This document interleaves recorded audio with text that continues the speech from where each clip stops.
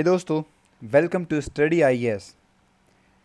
और आज की वीडियो में मैं आप सभी के साथ बात करने वाला हूं कार्बन मार्केट के बारे में।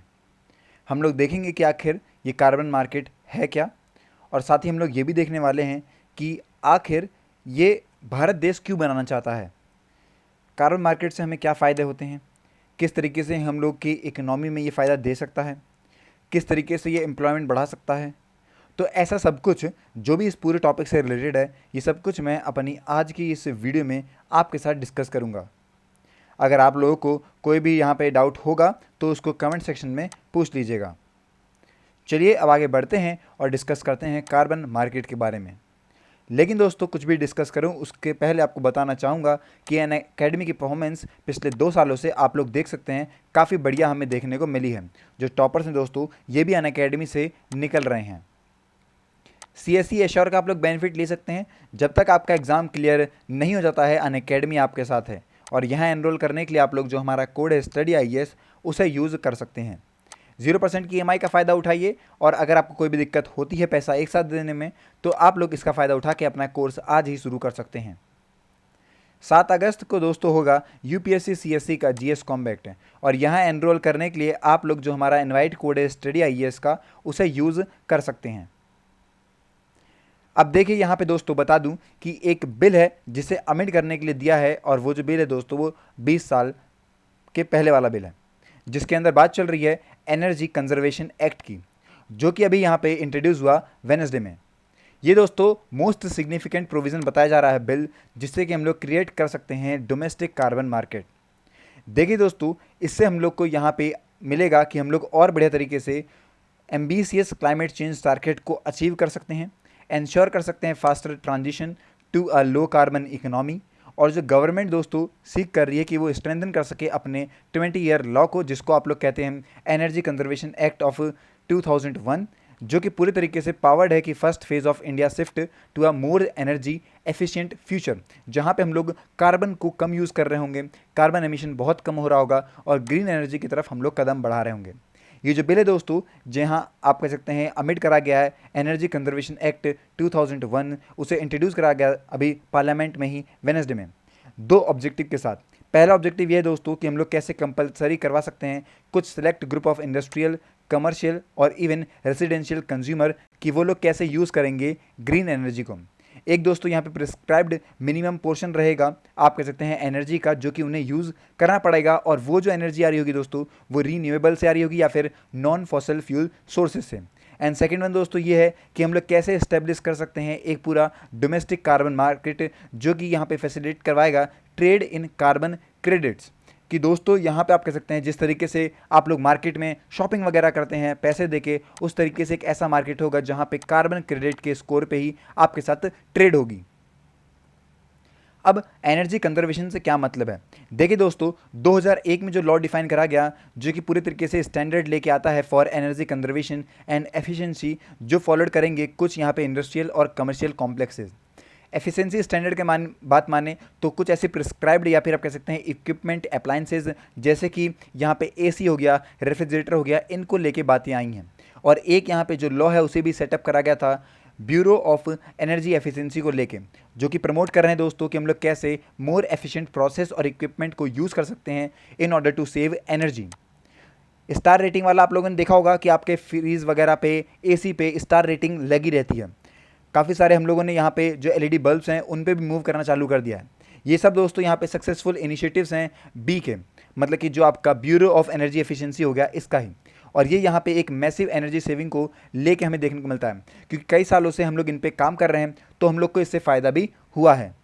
ओवरऑल ऑब्जेक्टिव के बारे में बात करते हैं दोस्तों, तो ये इंप्रूव कर रहा है एनर्जी एफिशिएंसी अक्रॉस सेक्टर्स, जिनसे कि हम लोग और अच्छे तरीके से प्रोडक्टिव आप कह सकते हैं काम कर पा रहे हैं, और सेम अमाउंट ऑफ एनर्जी के साथ भी। कुछ आप कह सकते हैं कई सालों से दोस्तों जो इंडिया का एनर्जी इंटेंसिटी है, या फिर जो आप कह सकते हैं अमाउंट ऑफ एनर्जी कंजप्शन है पर यूनिट GDP, वो डिक्लाइन भी काफ़ी सिग्निफिकेंटली हमें देखने को मिला है, जो कि एक अच्छा इंडिकेशन है कि हम लोग सही तरीके से जो हमारा एम है उसको अचीव कर रहे हैं।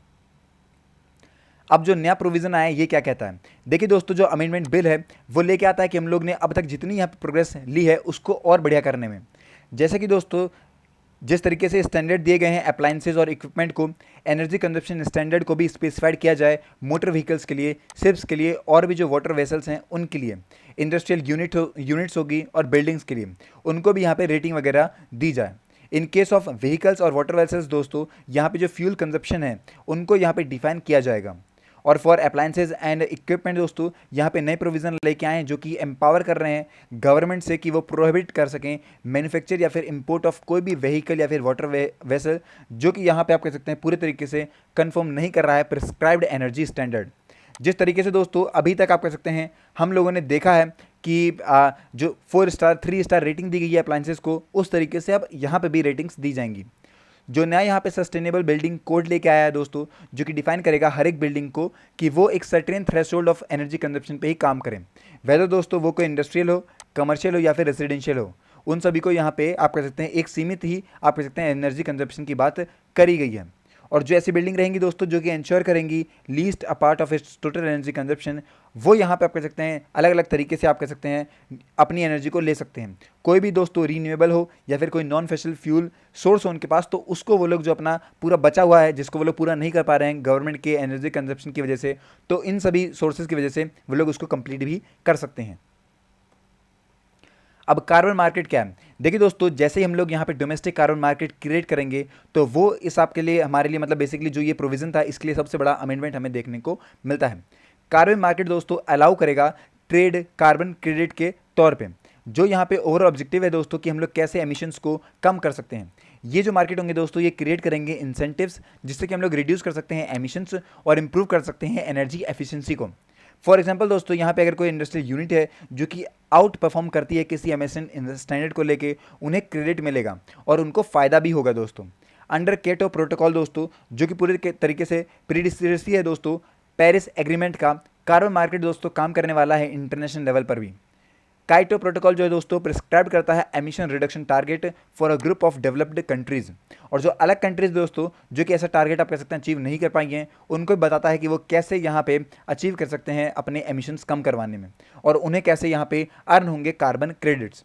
ये जो कार्बन क्रेडिट्स हैं दोस्तों ये बेचे जा सकते हैं डेवलप्ड कंट्रीज़ में उनकी ऑब्लिगेशन को लेके कि वो लोग रिड्यूस कर सकें अपने एमिशंस को। जिनका ज़्यादा हो रहा है दोस्तों वो लोग दूसरी आप कह सकते हैं कंट्री से अपने क्रेडिट को खरीद सकते हैं। मान लीजिए भारत देश का बहुत अच्छा स्कोर रहा है और किसी और देश में कम है स्कोर, तो भारत उन अपने स्कोर को उस देश में बेच सकता है जिससे कि वो जो आप कह सकते हैं कंट्री है वो अच्छा परफॉर्म कर पाए। ओके, तो इस तरीके से हमें देखने को मिलता है। लेकिन दोस्तों यहाँ पे क्या होता है कि मार्केट कोलैप्स हो जाता है। क्यों? क्योंकि यहाँ पे काफ़ी ज़्यादा लैक हो जाती है डिमांड फॉर कार्बन क्रेडिट की, उसकी वजह से जो है दिक्कतें हमें देखने को भी मिलती हैं। क्या ये रेयर है यहाँ पे अर्थ एलिमेंट्स को लेके? क्या भारत जो है वो ग्लोबल अलायंस को लेके इंश्योर करेगा अपनी सप्लाई पर भी? तो देखिए, rare earths are critical for range of electronic products हैं जिसके अंदर आपके इलेक्ट्रिक या फिर हाइब्रिड व्हीकल्स आते हैं, और इंडिया जो है उसको लेके कमिटेड भी है। जैसे कि आपको पता है कोविड-19 पेंडेमिक आया, उसको लेके काफ़ी दिक्कतें आई और जियोपॉलिटिकल टेंशन्स भी हमें चाइना के साथ देखने को मिली। चाइनीज़ जो है दोस्तों पूरे तरीके से नियर मोनोपोली है अपने प्रोडक्शन को लेके और एक्सपोर्ट को, जो कि वो क्रिएट करता है एक मेजर सप्लाई साइड इनसिक्योरिटी के साथ। As a part of global China +1 दोस्तों स्ट्रैटेजी अडॉप्ट करता है पोस्ट द कोविड-19 पेंडेमिक, जिससे कि काफ़ी मैसिव सप्लाई चेंज को डिसरप्शन हो सके। और जो ग्रुप ऑफ यहाँ पे वेस्टर्न नेशंस हैं जो कि कॉपरेट करते हैं साथ में मिलके, वो सब आप कह सकते हैं डेवलप कर सकते हैं एक अल्टरनेटिव्स टू चाइना, जिससे कि हमारे लिए ये एक काफ़ी की इंडस्ट्रियल सप्लाईज देखने को मिल सकता है। जो नया यहाँ पे दोस्तों यूएस लीड पार्टनरशिप इनिशिएटिव है जिसके अंदर 11 नेशंस आए हैं, जिनका एम ये है कि वो कैसे यहाँ पे ब्लॉस्टर लेके आ सकते हैं क्रिटिकल मिनरल सप्लाई चेंज। और जो इंडिया दोस्तों वो इसका पार्ट नहीं है एग्रीमेंट का, हमने इसे बोला है मिनरल्स सिक्योरिटी पार्टनरशिप, जो कि न्यू दिल्ली जो है उसके लिए काम नहीं कर रहा है। पर हाँ, डिप्लोमेटिक चैनल जो हैं वो हमारी एंट्री की बात कर रहे हैं।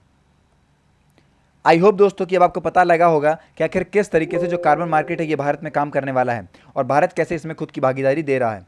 चाइना की बात यहाँ पे करी गई है बहुत जोर शोर से, उसको भी आप लोग ध्यान रखिएगा। आज की वीडियो के लिए इतना ही दोस्तों, मिलते हैं नेक्स्ट वीडियो में और भी अच्छे टॉपिक के साथ। Till then take care and have a nice day.